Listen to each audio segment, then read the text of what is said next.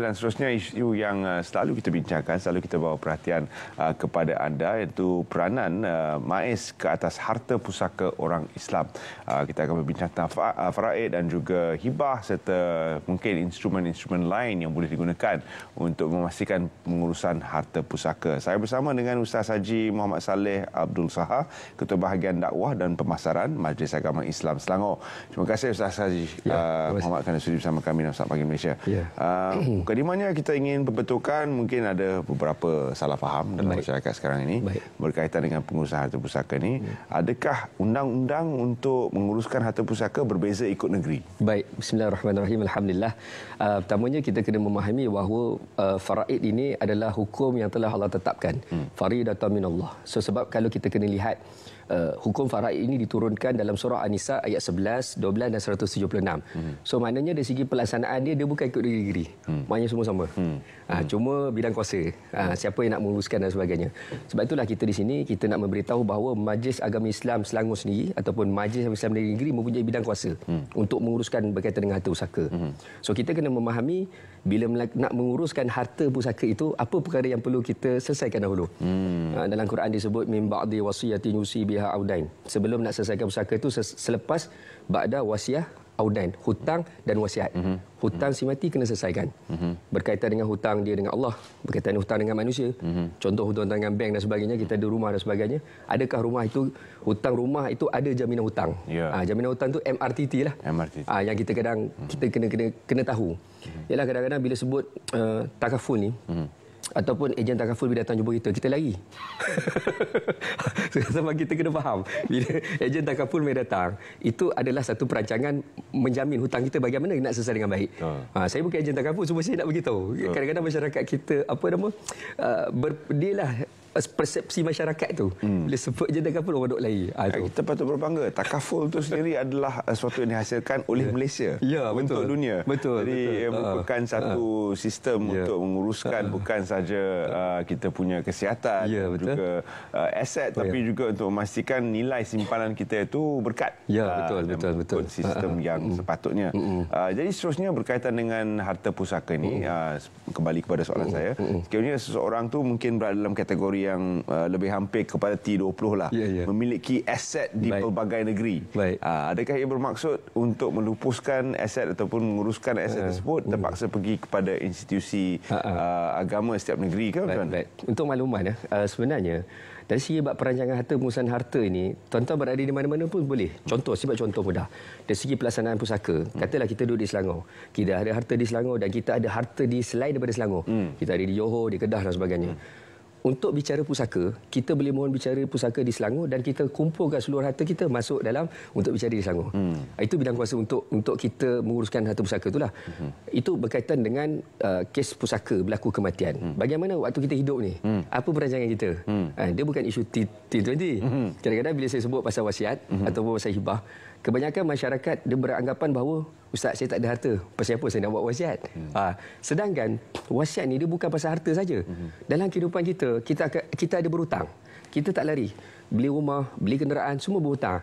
So, bila berhutang, kita kena merancang melalui wasiat itu. Menyatakan bahawa kita ada hutang yang perlu dilunaskan sebelum nak bicara pusaka. Yang ni kadang-kadang kita terpandang. Sebab tu perancangan harta sangat penting. Sebab tu kami di Majlis Islam Selangor, kita memang ada menawarkan perkhidmatan berkaitan dengan wasiat dan hibah secara dalam talian. Tuan-tuan boleh tengok lari laman web MAIS lah. Dekat situ dan sebagainya. Cuma, ialah kadang-kadang masyarakat bila sebut pasal wasiat ataupun ialah cerita berkaitan dengan harta nak merancang wasiat ni, kadang-kadang ialah bila kita nak buat ataupun kita tanya dengan mak kita, mak tak buat wasiat ke? Hang macam nak suruh mak mati je. Padahal kalau kita tak buat wasiat, kita mati juga. Itu perancangan kita. Sebagai contoh mudah lah kadang-kadang kan. Contohlah, saya buat contoh. Kita ada adik-beradik kita ataupun mak ayah kita yang baik dengan kita, tapi dia tak convert dengan Islam. Contoh, secara pembahagian harta pusaka secara faraid, memang mak ayah kita tak akan ada hak sebab dia berlainan agama. Tapi kita rasa saya nak bagi juga sebab dia mak ayah saya. So inilah kaedah melalui wasiat. So bila kita buat wasiat, maka mak ayah kita yang bukan Islam tu dia ada hak dekat situ. Walaupun secara faraid dia tak dapat hak, tetapi secara berwasiat itu dia ada hak dekat situ. Ini kadang-kadang kita terlepas pandang. Betul. Baik Ustaz, kita kembali kepada asasnya. Kita bincangkan tentang instrumen sedia ada dalam pengurusan harta pusaka. Yang mungkin sering kali kita dengar adalah faraid. Jadi apakah konsep faraid itu sendiri dan bagaimana ia diterjemahkan dalam kehidupan seharian? Berbeza untuk lelaki dan wanita. Okey, baik. Faraid ini adalah pelaksanaannya selepas kematian.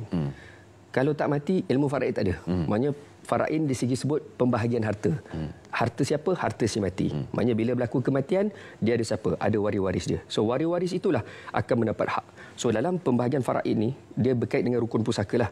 Rukun pusaka ni ada 3. Syarat bicara pusaka pertama dia kena mati. Yang kedua nampak macam kelakar tapi realiti gitu. Betul lah. Syarat pertama kena mati, tak mati tak boleh bicara pusaka. Kedua dia kena ada waris. Yang ketiga dia kena ada harta. So kalau dia tak ada harta, contoh hartanya habis dah, tinggal hutang je. Adakah hutang itu diwarisi waris-waris secara faraid? Tidak. Tidak. Ya. Waris hanya mewarisi harta pusaka saja. Sebab tu bila saya kuliah mana-mana sekalipun saya sebut tuan-tuan yang mendapat harta pusaka ini, sebenarnya tuan-tuan mendapat harta secara percuma saja. Dapat banyak, Alhamdulillah. Dapat sikit, Alhamdulillah. Tak dapat langsung pun tak apa. Sebab kita tak keluar modal apa pun. Sebab kita dapat harta secara percuma. Baik, kalau kita lihat dalam faraid itu dari segi pembahagian, menjadi persoalan. Selalunya wanita lah, dia kata, Ustaz, pasal apa kami dapat sikit? Perempuan dapat 1, lelaki dapat 2. Kan? Selalu persoalan-persoalan itu akan timbul. Saya nak beritahu, masa kedatangan atau sebelum kedatangan Islam atau awal Islam, masa awal Islam, hak wanita tu tak ada. Sebenarnya hak wanita tak ada. Berlaku kematiannya, siapa warisnya? Dia syarat dia waris mesti lelaki. Kalau dia ada kanak-kanak ke, kanak-kanak tidak mewasi. So kalau kata dalam keluarga itu tak ada waris lelaki, dia hanya waris perempuan saja, maka harta itu akan pergi kepada adik-beradik sementi. Bila datangnya Islam, Allah Ta'ala muliakan hak wanita ini, itu yang turun dalam surah An-Nisa, surah wanita. Itu dalam surah An-Nisa disebut ayat 11, 12 dan 176 berkaitan tentang pembahagian hak wanita. Sebenarnya ada satu kes. Pengalaman kami lah masa PKP. Adalah seorang balu si mati ni telefon saya. Dia tanya, Ustaz, boleh tak saya nak harta pusaka suami saya nak bagi sama rata? Saya tanya, pasal apa nak bagi sama rata? Sebab dia tak ada waris lelaki. Dia kata masa suami saya meninggal sebab COVID-19, dia isteri, dia ada 2 orang anak perempuan dan adik-beradik suami dia ni ada 5 orang, semua lelaki. So dia beranggapan bahawa lelaki ni dapat lebih, perempuan dapat sikit. Saya kata bukan macam tu puan. Saya kata dia ada kiraan dia, calculation dia. So saya pun tunjuklah calculation dia. Bila kita tunjuk calculation secara faraid, hak wanita isteri dia tu dan anak perempuan tu lebih banyak daripada adik-beradik lelaki. So saya tanya, macam mana puan, nak bagi sama rata ke? Tak Ustaz, hukum Allah mesti duk. Tiba-tiba. Sebab dia ada hak dia tu. Hak itu lebih. Ada yang mengatakan hak lelaki tu mungkin pada pandangan umum nampak lebih. Tapi yang dapat lebih tu disertakan dengan tanggungjawab untuk menjaga wanita. Betul. Jadi itu juga adalah peranan lelaki sebenarnya dalam masyarakat. Kalau dah tahu ada waris wanita dan anda mendapat bahagian anda, mungkin tanggungjawab itu lebih kepada anda. Baik, saya tambah sikit. Betul. Ramai perusahaan, Ustaz, kalau anak adik-beradik lelaki si mati itu dapat, mesti ada tanggungjawab untuk anak saudara dia. Okey, kita kena faham ya. Hak pembagian faraid adalah hak yang telah ditetapkan oleh Allah SWT. Tanggungjawab part lain. Dia kena ingat. Tanggungjawab ni contoh, kalau pakcik-pakcik ini berkemampuan untuk memberi kebajikan kepada anak saudara perempuannya, tak ada masalah. Tetapi kalau pakcik-pakcik ini kerja kampung, kais pagi makan pagi, kais petang makan petang, kita tak boleh menzalimi. Sebab dari segi bab kebajikan, dia bergantung kepada kemampuan pakcik tersebut. Ini kita kena faham. Sebab tu yang saya sebutkan tadi, harta pusaka ni kita dapat percuma saja. Alhamdulillah dapat. Tak dapat pun tak apa sebab kita bukan waris. Itu cerita dia. Baik, itu faraid. Seterusnya, instrumen yang seterusnya adalah hibah. Baik. Jadi hibah ni macam mana? Baik. Hibah ni adalah satu bentuk pemberian kasih sayang. Maksudnya, contoh, kita ada sekeping tanah. Nah, abah nak bagi kat kau. So anak pun tengok, terima kasih abah. Dia pun buat tanah, buat rumah dan sebagainya tentang tersebut. Maksudnya dari segi bab hibah ni, dia ada pemberi, dia ada kedua ada penerima, ketiga dia ada barang yang dihibahkan, yang keempat ijab kabul. So itu 4 rukun hibah. So hibah ini adalah tak perlu ada kematian. Yang tak perlu ada kematian. Pemberian ini adalah pemberian semasa hidup. Dia bukan selepas mati. Ada orang tanya ataupun ada orang berkata, Ustaz, hibah ni macam seolah-olah menafikan hukum faraid. Sebabnya dia kata apa? Dia tahu dia ada anak perempuan seorang, tapi dia buat hibah siap-siap. Supaya nanti kalau faraid nanti dia dapat setengah saja. Tapi dia buat hibah untuk supaya masa faraid tak dapat setengah. Kita kena faham tuan-tuan. Faraid berlaku selepas kematian. hibah adalah pemberian semasa hidup. Maka kalau bapa dia bagi kepada seorang anak perempuan, sebab apa? Kasih sayang. So kita adakah kita kata dia menafikan hukum farid? Tidak. Hibah dia pun adalah hukum Allah SWT juga. Yang ini kita kena faham. Kan dalam hadis Nabi sebut tahaddu tahabu, saling memberilah. Kan kalau kita nak saling sayang kena memberi, rajin memberi. Macam kita lah balik rumah kan. Kalau kita tengok cerita drama Korea kan, contoh lah kan. Suami dia bawa bunga. Kita bawa balik apa tuan-tuan? Tang. Pisang goreng, cokodok, itulah sayang. Itu kasih sayang. Takkan kita nak bawa bunga, kita tak boleh makan bunga. So kita bawa makanan ni. Itu kena faham konsep hibah dan konsep farad itu sendiri. Kita lebih praktikal dalam romance. Kita betul. lebih praktikal. Dan yang terakhir adalah wasiat. Wasiat ni mungkin ada kekeliruan. Sama ada pembahagian harta ikut wasiat ni dia melebihkan faraid ataupun secara ringkas. Okey, secara ringkas. Wasiat ni secara umumnya ataupun jumhur ulama sebut wasiat ni adalah salah satu bentuk kebajikan. Dan wasiat ini kita tidak boleh menafikan hak waris. Saya buat contoh secara ringkas. Contoh, dia pernah berkahwin kemudian bercerai. Dia ada anak-anak yang duduk bersama bekas suami.